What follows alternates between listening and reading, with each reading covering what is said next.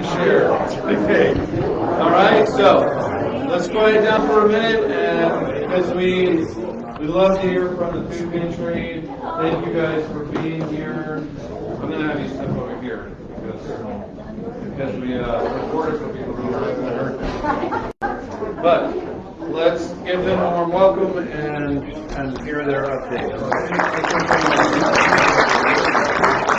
Well, thank you. My name is Dennis Roan. I'm the chairman of the pantry board. Just recently took that on from Fred Zarimka, who had some family issues that needed to be tended to, and so he had to resign. However, he still volunteers when he can. Dennis Aukstik, I'm on the committee also. Thank you for having us. Thank you for your support. Dennis is our secretary. Ken Perry, I don't know if people know him, he's actually the manager of the food pantry, and he's responsible for just about everything. He does an outstanding job. Renee Worry is our treasurer. Anita Hornbrook is our assistant treasurer. Then we have Bob Ryder, Bob Wilhelm, and Mark, and I have trouble with his last name, Holtmath. I think that's how it's pronounced. Anyway, those are the board members that manage the pantry. So history, and I've just met some people that were here from the conception of the food pantry. But as I understand it, 1999 is when the food pantry first started, and it was run out of the building next door here. Out of the annex? Yep. And all the frozen food was down in the basement, but it had to be brought up every week. So in 2007, this building across from the parking lot was built. Not the whole thing, but a big portion of it. Sometime between 2007 and 2018, when I came here, the clothing portion was added on, as I understand it as well. So that's kind of where we come from. How we get our food. We used to be part of what's his name? Feeding America. New Cap. Which then they quit getting involved in the food portion, and Feeding America took over. And for whatever reason, before my time, we decided to get out of both of those. Well, distribution from that entity became a real problem for us. If you remember, Ken Perry and a group used to go down to central Wisconsin and pick up food. That's why they bought the trailer, to make it easier to pick up the food. And then for a while, a truck would come, and many of you helped unload the big old delivery truck and move food into the pantry. And then Ken Perry would take the trailer and drive to Eagle River, and we'd fill up food. And then all of a sudden, that all stopped from the government agency-wise. And they wanted us to go pick up our food from the pantry on Highway 51. But we'd be picking up the food in the parking lot year-round, so it rained, snow, and that was unbearable. So we got away from that. Fortunately, because of all of the donations, food or monetary donations, we've been able to maintain the food supply at the pantry without any government interference, which basically allows us not to have any type of rules, meaning anyone can come in. We don't have to look at anybody's tax forms or anything like that. Anyone who thinks they need food or clothing can visit our pantry. And the key is, we're open every Thursday. COVID didn't stop us. We never closed. Dennis picked up, thank goodness he's joined as a volunteer. He picked up the ball. He's there every Thursday distributing. And it became kind of touchy because there were folks that had health issues in their family that couldn't do that. But there was a core group that kept the pantry open during COVID so that anybody that needed food or clothing could get in there. And during COVID, instead of having the people come in to get the food, we kept them out in their cars, we gave them a number so we know who was next. And then Fred Zaremka would have them fill out a form on what they're really looking for as far as food, and then the people inside would pick it up for them, and we'd take it out to their cars. So maybe we can just remind, we gave an annual report to the church, because we're really a committee of the community church. Even though Dennis is from St. Rita up in Presque Isle, I'm from St. Anne right down the street. We have some of our members on the management committee are from Manitowish Waters, the church is over there. But for example, our report said last year we served about 1,400 clients, about 1,000 adults, a little over 400 children, 500 households, and we had 50 new clients. I think that's pretty good. And applaud yourself. However, many years ago, we served about 4 times that many. So participation is, I don't know, that might be a good thing. That's fallen off quite a bit. We're still looking for people to come in. We know there's a need out there. We just don't know how to get them in here. We have a lady in Presque Isle that she goes around and serves meals to shut-ins. She knows them all. We've asked her to start coming in, and we're helping her out with getting the food to distribute to those shut-ins. The other thing we've done, and this is all on Dennis here, and you can go ahead and explain. Well, the thought became, we have the senior building, Boulder Pines, behind the fire department, and some of those residents used to come to the pantry, but one example, one of the drivers passed away during COVID, so many of them just can't get here anymore.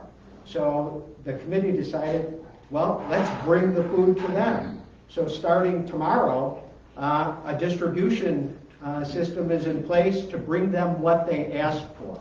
So we've given the residents an order form, and many of them have signed up. So every 2 weeks, we're going to deliver food to the residents, and they're not going to be required to come here rain or shine or anytime. We're going to deliver to them. And we might then expand that to some of the other communities, especially for seniors that can't get around. Yes. Like me. So, yeah, instrumental in putting that together. I guess we should say that we serve Boulder, Presque Isle, Winchester, Manitowish Waters, and Lac de Flambeau. So we have a lot of opportunities out there. People sometimes, I guess, are embarrassed to say they use the food pantry, so don't know how to get around that. We do have a code of ethics. We do not use anyone's name that attend. We try to keep it as what I want to say. Keep it quiet. Keep it quiet. So with that, We do need volunteers. volunteers was next on the my agenda here. With the, I think with 6 people, we probably, with the number of people we get in right now, is probably sufficient, but we're always looking for people to, how many in here, or show of hands, has ever been in the food pantry? Well, most all of you. Well, that's good. That's good. So, if you'd like to help, we'll always take the help. Sometimes you may not have much to do. I was just talking to Deb Halverson, who basically runs the clothing portion. We used to have someone sit in there all the time, just to keep an eye on things. We quit doing that during COVID. We haven't started it back up. But, well, and Deb told me, we do have some people that come in sometimes and take 2 or 3 garbage bags full of clothing out of there. Hopefully they need it, and they're getting it for family members. So the thought was, well, maybe we should set somebody in there again to just, maybe they won't be so willing to take off with all these clothes. But I know it's Ray back there. Ray also, now that he's got both of his feet healed, Ray comes in every week and stocks our shelves. So, a big help. So, yeah. Thanks, Ray. So anyway, if anyone wants to come in on Thursday and see how things are operated and. Yeah, I guess if you become interested, maybe just provide the name to the church secretary, and ultimately Dennis will get it. Right. Recently, during the month of August, our walk-in freezer went out twice. Oh. Yeah, and you talk about trauma. Actually, 3 times in the last 6 months. Back in March, it went out again. Right, so, but Ken Perry, thank goodness for Ken Perry, was able to arrange a spot to put our frozen meat and chicken and stuff like that while the freezer was being repaired. So, and you know, that's a big item for us. Right. It was during Muskie days, actually, the second time it went out. And TJ's meat locker, or whatever it's called, they were very helpful in letting us take all our food over there, and they stored it for us until we got this last time we had to throw quite a bit away, but Lakewood Right. took a lot of ours. Yes, ma'am. I just was wondering, can you share how we, as a congregation, can help encourage more people to utilize? I know that last winter there was a new business that they didn't say they were struggling, but just to open the door, I mentioned about there not being a financial requirement for people to use the food pantry, and I said, if you need it for any reason, I said, if you have a car problem and you spent $800 putting in a new transmission and you can't buy groceries this week, go to the food pantry. Yep. All of these little scenarios, it doesn't mean that, you have any one particular thing that might draw you in there frequently, but we all run into bumps in the road that it's really nice to know that the food pantry is available, for whatever reason. So I guess to answer your question, word of mouth is probably the biggest thing to get people in. And can someone go and pick up food for someone else? What is your take on that? Lori has a key, and it's my understanding that if someone comes during the week and is in real need, they have gone over and. Okay. Sure, and we have a form. All we do is we register everyone that's a client so that we can keep track of things, so that we can report back to the community church what type of activity we have. The records, I can tell you, are in a locked safe. So long as that person's registered, they can nominate someone to pick up their food. Okay. We have no problem with that. Okay. We kind of skimmed over the food aspect and where we get it. Triggs donates a lot of food to the pantry. Dennis goes there every week and picks up food. Right, it's all their dry goods that they're taking off the shelves, whether it's canned or boxed dry goods. But we get a lot of our meats from Lakewood. And those bought through the funds that people, the money that people give us. Ken takes care of that too. Right, and Ken is always looking for bargains. He tries to support our local businesses as much as possible, but he tries to be real careful with the money that is donated. Right. And then, like Camp Manitwish, after the season's over, they'll usually give us a call and say we got, food to donate. The problem is a lot of it is bulk, like in 10-pound bags. And, and there's an opportunity for volunteers. We break that down and put it into individual bags so we can hand it out when the people come through. So, but we Camp Manitwish, and there's other places that do that. So, anyway, wanted wanted to make sure we mentioned that. Yes, sir. Yeah, several of us used to volunteer on Monday morning for packing, Dennis knows, but the last time I talked to Fred, he said he didn't need anyone. Well, and here's the reason. Like I said, we used to get 30 to 40 people showing up on a Thursday. We maybe average 5 people. And so What it's kind easy of for, volunteers do you need now? pardon me? What volunteers do you need now? Well, I don't want to say we don't need volunteers right now, but if we have 6 people that are on a Thursday, that's usually enough. And the work that you people did on Monday mornings, it's easy for us to do it on Thursdays ourselves while we're there. And who's to say what's going to happen in the future? Who's to say? Yes, Mr. Wilsey. I just wanted to cite an example of one time many, many years ago when the truck was coming. And the volunteers were already assembled here, including my wife and myself. And the truck didn't get here when he said he was going to get here, so all the volunteers left to go home for lunch. In the meantime, we just drive and rather stay here. So, about that time, everybody's gone, except Jody and I, and the truck drives in. It was a good day because I think, among other things, we got loaded with 700 pounds of meat.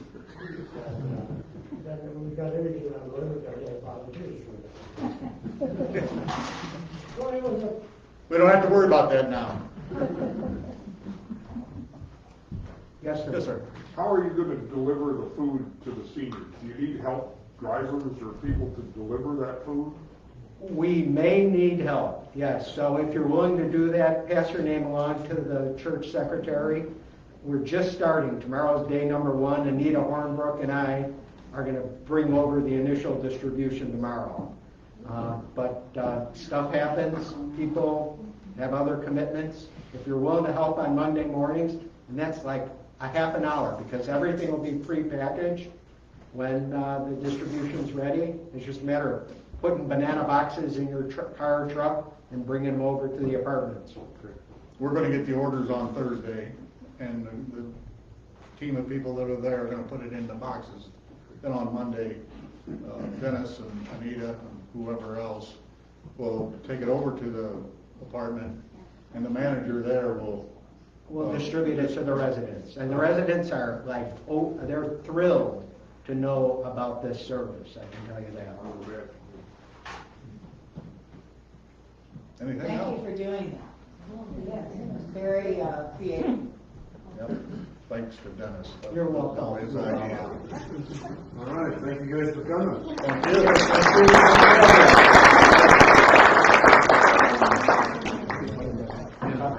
Yeah, absolutely.